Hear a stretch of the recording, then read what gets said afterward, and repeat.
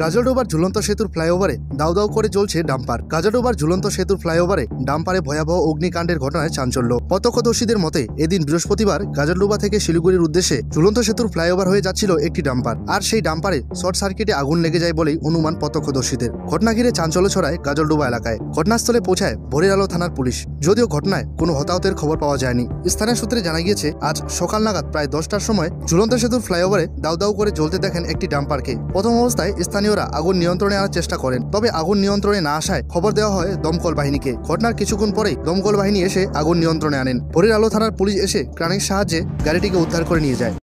Short circuit থেকে হচ্ছে, driver বুঝতে পারে নাই, শর্ট সার্কিট থেকে হচ্ছে। এটা মোটামুটি ওই তো 11:15 নাগাদ। না এমনি কারো কোনো ক্ষতি হয় না, ড্রাইভার ঠিক আছে।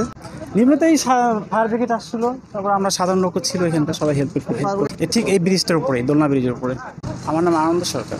এই জায়গাটা মিলনপল্লী। আমি তো বলতে পারবো না, আমি খবর পেলাম, এসে দেখি এরকম গাড়িটা আগুন ধরে গেছে। তখন মানে আমরা অনুভব করলাম যে শর্ট সার্কিট থেকে গাড়িটা আগুন ধরে। 11টা ফায়ার ব্রিগেড আসছিল। না আর কোনো ক্ষয়ক্ষতি হয়।